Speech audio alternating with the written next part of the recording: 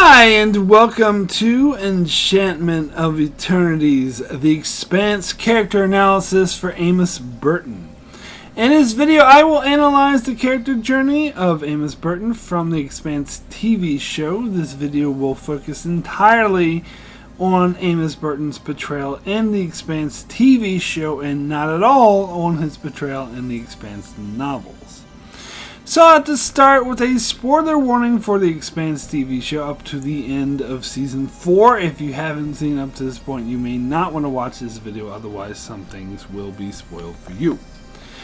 So in the show, little is still known about Amos Burton's past and upbringing. We get the occasional hint to his background here and there, such as he may have dabbled in prostitution when he was younger, and that a woman named Lydia was very important to him. We also know that he had to deal with a lot of scum and thugs, and that he is overprotective of children because of it. The biggest hints came in Season 3 when the documentarian Monica Stewart was digging into his past and revealed that there was a drug lord in Baltimore with his name, and we do know Amos is from Baltimore, which he describes as a crime-ridden hellhole. Stewart further describes someone who conned his way into the space program in order to leave Earth and work in space. So everything seems to indicate that this is in fact the case, that Amos was a gangster in Baltimore who somehow found a way to leave that life and instead moved on to become a mechanic on the ice hauler, the Canterbury, that would freight ice back and forth between Saturn and Ceres Station. But he has the background of a cold-blooded killer. So while on the Canterbury, he befriended his direct superior, the chief engineer, Naomi Nagata, and he became an older brother figure to her who was very protective of her. She had more of a moral center, and it appeared Amos latched on to that in order to become a better person, but there was still that cold-blooded side to him. So when he became stranded on the shuttle Night after the Canterbury's destruction with Second Officer James Holden in command, Amos had very little regard for him and favored Naomi. In fact, he once stated that the only reason he didn't kill Holden was because Naomi wouldn't like it. However, he grew closer to the Canterbury survivors after the troubles they had to go through on the Dowager, where Shed was killed in battle and the rest barely escaped with their lives. Amos became a trusted crew member of the Rocinante and joined Naomi, Holden, and Alex on their quest to uncover the conspiracy involving the Canterbury's destruction. However, Amos still butt heads with Holden, as Holden was very hesitant to kill, but Amos understood it as a cold hard fact that killing was just a necessary component of survival. When they caught a corporate spy stowing away on the Rocinante, Holden consistently had to restrain Amos from killing the man, and when the Rocinante was about to be boarded by the Martian military, Holden threatened to shoot Amos rather than let him kill the boarders, but Amos remained undeterred. However, they weren't boarded, so it didn't come to that. However, when they went to the hotel on Aero Station to find the missing OPA agent and the corporate spy was leading them there, Amos was the first who could tell that something was up, that the spy was deceiving them, and there was a UN Special Ops team waiting to ambush them there. Holden and Naomi, as skilled as they were completely oblivious to this, while Amos could read the worry on the spy's face and could detect that the patrons of the hotel were actually a special ops team waiting to pounce. However, he couldn't alert Holden and the others to this without tipping his hand, so instead he slowly prepared, and his first reaction was to go for the spy, but he ran out before he could get to him. And then a shootout ensued, one in which Amos was extremely helpful in, and that's when they met Detective Miller, who was also a man with little moral compunction, but one coming at it from a different angle than Amos. As when the deadly experiments started, Miller and Holden were concerned about investigating what was going on, whereas Amos just wanted to get out of there as quickly as possible. And while Miller and Holden went back to investigate, Amos went with Naomi, Alex, and Miller's cop friend Sematimba to try to get back to the Rocinante to leave the doomed station. And while Naomi tried to save as many people as possible, Sematimba was trying to be more practical and just get to the ship as quickly as possible in order to survive, and Amos sided with him. Despite the fact that he appreciated Naomi's sense of morality and charity, in cases of life and death, Amos tended to be more practical. And indeed, once they got to the Rocinante, Sematimba wanted to leave as quickly as possible, where Naomi wanted to wait for Holden and Miller in case they get back. And again, Amos sided with Sematimba and tried to convince Naomi to leave. However, when Naomi wouldn't budge, Sematimba tried to force the issue by pointing a gun at Naomi and forcing her to leave, and this is something that Amos could not abide. Whether he disagrees with her or not, he still sees himself as Naomi's protector, and for Sematimba to pull a gun on her was simply unacceptable to Amos, so he pretends to go along with Sematimba, and when he's not looking, Amos shoots Sematimba in the back, killing him, showing his diehard devotion to Naomi and his ability to kill in cold blood without giving it a second thought. However, when Holden and Miller do eventually make it back alive, and Miller is none too happy about the fact that Amos killed his friend in cold blood, Amos tries to rationalize it from one killer to another, but Miller doesn't want to hear it and attacks him.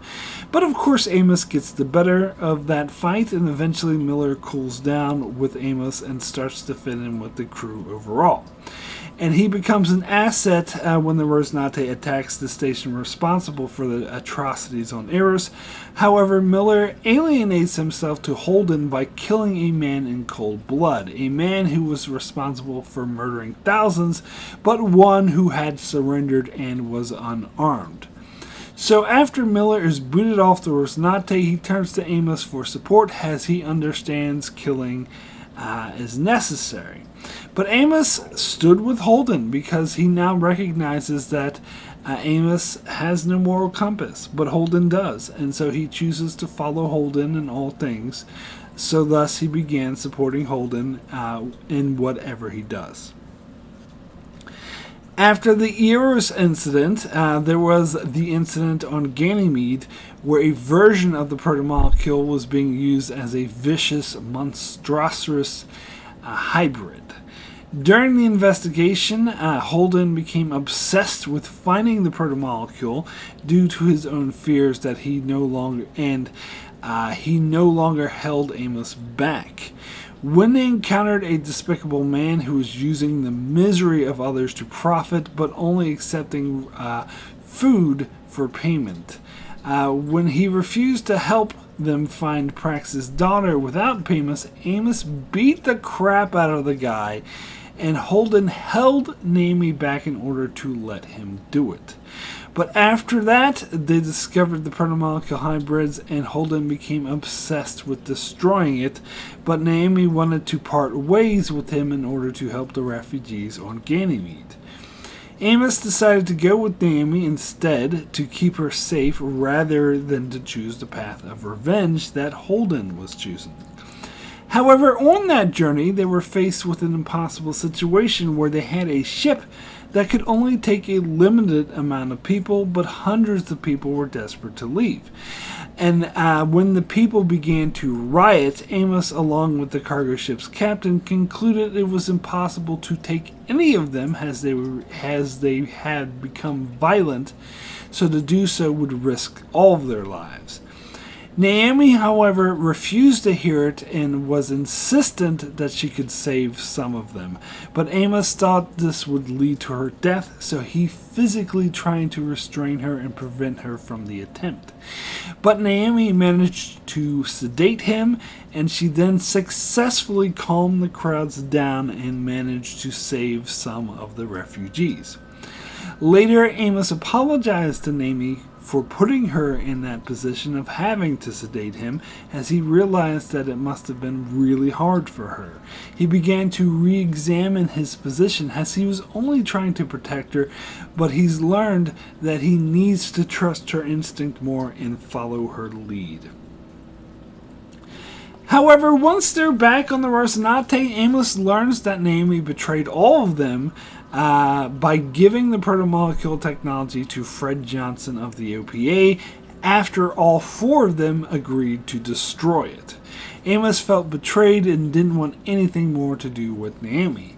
Alex was worried about keeping the family together, as he referred to the crew of the Rocinante, but Amos argued that they were never a family, just four people trapped in a difficult situation together. However, at this stage, Amos began to form a close relationship to the scientist Prax, whose daughter was abducted by the conspiracy. As I mentioned earlier, Amos is very protective of children and views those who would harm them very mercilessly. Amos tried to comfort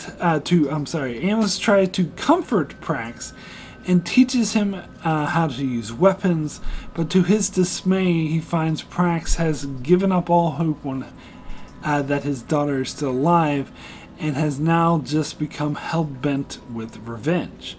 Amos tries to convince Prax not to give up on his daughter, only to find that he's grown cold and has given up hope. However, eventually Amos and Prax join an assault team on the facility where the children are being held and discover that Prax's daughter is indeed still alive. After a teary reunion, Prax gets cold again and takes the lead scientist who was torturing these children in his cruel experiments aside and threatens to kill him.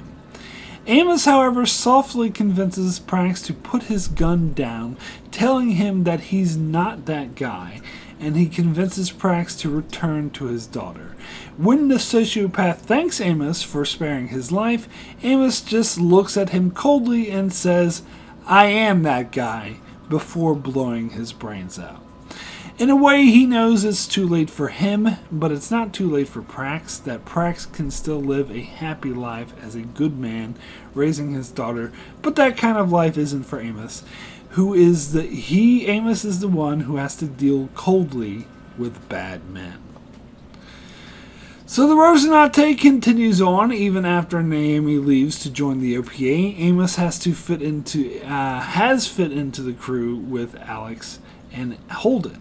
However, his patience is tested when the Rocinante are forced to take documentarians on board to their mission to the ring, as these documentarians keep trying to dig into Amos's past, something he doesn't appreciate at all. However, Holden then gets framed for destroying a UN ship, and two fleets, as well as the OPA ship Naomi is serving on, all try to kill them. And while Amos panics and tries to find a way out of this situation, Holden keeps trying to run to the airlock. Amos, of course, tries to stop him because Holden could die if Alex does high-speed maneuvers he needs to do in order to keep the Rocinante in one piece. But Holden pleads with him and says that he never asked him for anything, but now he's asking for his trust. And Holden has apparently earned his trust because Amos gives it to him. And Holden returns, saying that they need to slow down and go into the ring, a maneuver that Alex is convinced will kill them all, but Amos takes the leap of faith with Holden and trusts him, and he convinces Alex to do as Holden says, and that does in fact save all of them. However, Amos is none too pleased when he discovers one of the documentarians was in fact responsible for sabotaging their ship. He wasn't aware it would put them all at risk, but he was complicit. And with Holden off dealing with his own issues, Amos goes a little too far and threatens to kill the documentarians and eventually tosses them out of the ship, but in suits, so he didn't kill them, they got picked up by the Martians shortly after, but still it was rather harsh. Later, Holden tells Amos he wished he would have run it by him first, and Amos apologizes, and I do think he is sincere in his apology. Later, the crew are reunited with Naomi on the Behemoth, where all the survivors in the ring space had gathered. And they have teamed up with a preacher named Pastor Anna who had saved Naomi's life. Amos found he forms a strange bond with the woman as he can see the good in her and recognizes that she is generally a very good person. However, Amos believes that she's naive, and her naivete may get her killed, so he vows to not let anything happen to her. During their time together, she tries to convince him to let go of his hate and his need for violence, but she is not entirely unsuccessful, as Amos views her more as a curiosity, and he does really try to see her point of view. Holden then sends Amos and Alex on a mission to protect Pastor Anna as she attempts to convince all of the ships in the fleet to shut their engines down, something that the authorities on the Behemoth don't want her to do, so he has to hunker down and fire on those threatening them. Even when their old acquaintance Bobby Draper is sent to stop them, Amos still threatens to kill her if she attempts to stop them. But fortunately, she changes sides and helps them to keep Anna safe, and they eventually accomplish their goals. And once on the Rocinante, Naomi rejoins the crew, and while the others have forgiven her, Amos was a bit slow to do so, but he slowly begins the process. A year later, the Rocinante is sent through the ring gates to investigate Ilus, the first planet beyond the gates to be colonized by humans. There are two rival colonists having a conflict as the Belters that first colonized the planets clash with a security team from an Earth corporation that stake a legal claim on the planet. Among the security team is their leader, a man named Mertry. Amos instantly recognizes Mertry as a killer and tries to convince Holden in order to prevail, he will need to be killed. Amos continues to openly defy him and his orders, which puts him in hot water with Mertry. Mertry eventually confronts Amos, telling him that one day the two of them are going to end up bloody, to which Amos replies, "How about now?" But Mertry doesn't take him up on the offer, and while on Ilus, Amos ends up having a fling with a security officer on Mertry's team, a woman named Wei. They bond on a superficial level, both have tough exteriors, but the relationship doesn't deter her loyalty to Mertry, just as Amos doesn't waver in his loyalty to Holden. In fact, things come to a head when Holden goes off on an adventure to save everyone on the planet and those in orbit from certain destruction, and Mertry and Wei try to stop him.